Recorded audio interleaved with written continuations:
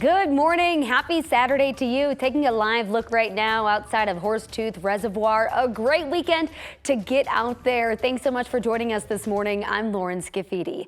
Keely, it's like Mother Nature really understood the assignment for Labor Day weekend. We needed good weather and Mother Nature came through. Oh, absolutely. We're looking warm and dry across the plains. We do have a chance for some showers and isolated thunderstorms, but only up there in the high country and really south of I-70. A gorgeous start to this Saturday. We got blue skies. Temperatures quite mild out there. We're at 61 degrees in Denver. A little bit cooler up in Greeley, 48 degrees right now. We're in the 30s and 40s up there in the mountains. So a beautiful start, a mild start to this Saturday where we are going to be warming up to about 91 degrees. That is your forecast high for this Saturday. Lots of sunshine. We're going to be warm.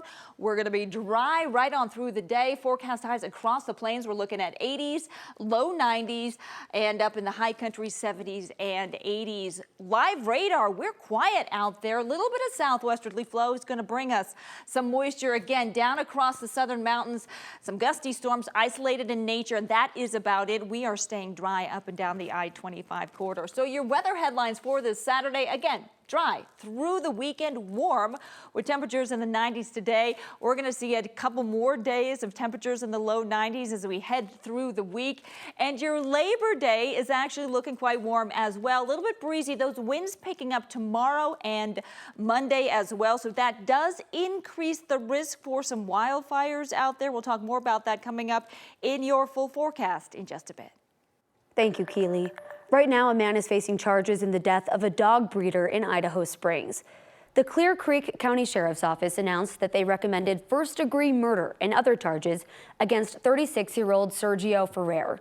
Deputies arrested him on an unrelated warrant just hours after a private search party found 57-year-old Paul Peavy dead on his own property last weekend. At least 10 of Peavy's Doberman puppies were also gone. Deputies are still looking for those puppies and say there's no reason to believe anything bad has happened to them. We believe that the puppies are alive. We hope that they're well and they're safe, but that's a priority for us, is locating these puppies and making sure that they're safe and that they're in the right homes, that they're being well taken care of. Deputies haven't told us a possible motive for Peavy's death, but say they don't believe it was a random killing. They say they're now working to find out if anyone else may have been involved. Ferrer is being held on $1 million bond. He's due back in court for this case on September 18th. Aurora Mayor Mike Hoffman says Aurora's city attorney will ask a municipal judge to declare a criminal nuisance at several apartment complexes where a Venezuelan gang has been extorting and harassing tenants. That declaration would allow the city to clear out the properties. Kaufman said they're putting together the paperwork to go before the judge while police continue to work at those apartments and make arrests. Mayor Kaufman, in a rare joint interview with Denver Mayor Mike Johnston on Next, said the issue with this Venezuelan gang is serious but isolated to just a few apartments. Aurora police are making arrests and disrupting the gang's activities. Kaufman says that the issues are only at properties owned by one landlord group he's described as out-of-state slumlords. A Lakewood couple is still picking up the pieces of their home after a car smashed into it. The homeowners say it's just one of several crashes in that area over the past couple years. Police are now investigating what happened. 9 News reporter Brianna Clark joins us now. And Brianna, the couple was home when they heard the crash. I can't imagine. Yeah, right. They were on the back patio and say it sounded like a bomb going off. It happened last Saturday around 9 p.m. near West 15th Place and Youngfield Street in Lakewood. And this is the damage it left behind. Take a look. Donna Helm and Pablo Mitjans tell us the car went up their driveway and smashed into their garage, causing their parked car to slam into the wall of their home. It's one of several high-speed crashes they've seen in this area over the last 5 years, despite the posted speed limit being 25 miles an hour. When we see accidents, they're not just a little fender bender. These are serious accidents. It's a known issue because both directions on Youngfield have flashing lights that show what their speed limit is or how fast they're going. And yet, obviously, it doesn't mean a whole lot for some people. Police say so far this year there have been 3 crashes at that intersection. In one case, a car going 90 miles an hour hit a motorcycle. You can see the aftermath here, and that caused serious injuries to that motorist. The city tells us they do have a plan in place to address the safety issues with a curb, gutter, and a retaining wall, but they said those improvements are contingent on a new development in the neighborhood, which is still in the early planning phases. Neighbors are worried the new development will bring in even more traffic. Live in the newsroom, Brianna Clark, 9 News. Thank you, Brianna. A Republican activist who talked about using Latinos as target practice during a civil war has claimed responsibility for racist signs posted at bus stops in Denver. 7 signs were put up at bus stops along Colfax Thursday morning. They were quickly taken down. A self-described street artist who only goes by Sabo says he put them up. He told 9 News that he's been contacted by Denver police. They are investigating the signs as a possible bias-motivated crime.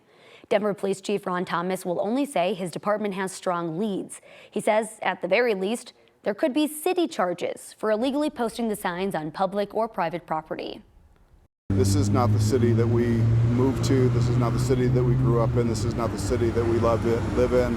And this is not the city that we're going to accept. Sabo says he was motivated to post the signs because of reports of violence from a Venezuelan gang in Aurora. One rival faction of Colorado Republicans picked a new state chairman last weekend. Today, another faction will likely vote to keep the current chairman. It's a dispute that'll probably get settled by the Republican National Committee. Dave Williams, who still claims to hold the title of state GOP chair, called the meeting in an attempt to hold on to the party leadership. Last weekend, a different faction of party leaders held a vote to replace him with former El Paso County GOP chair Eli Bremer. Williams claims that vote was illegal, and Bremer says that today's vote is illegal. Williams says he'll respect the results of today's vote, even if he's removed, but it's likely that only his supporters will show. The Harris campaign is hitting the road on a new bus tour centered around reproductive rights. The Fighting for Reproductive Freedom swing kicks off next Tuesday. The tour will start in Palm Beach, Florida. It'll make at least 50 stops in key battleground states. Representatives for the Harris-Walz ticket will be at each stop. Yesterday, former President Trump hit the campaign trail in Washington, D.C., addressing the national nonprofit Moms for Liberty. During the hour-long discussion, Trump touched on the controversy surrounding his visit to Arlington National Cemetery on Monday. The cemetery said one of their workers was involved in an incident with Trump's campaign staff. NPR reported 2 staffers had a confrontation with a cemetery worker who tried to stop them from filming the president in a different part of the cemetery.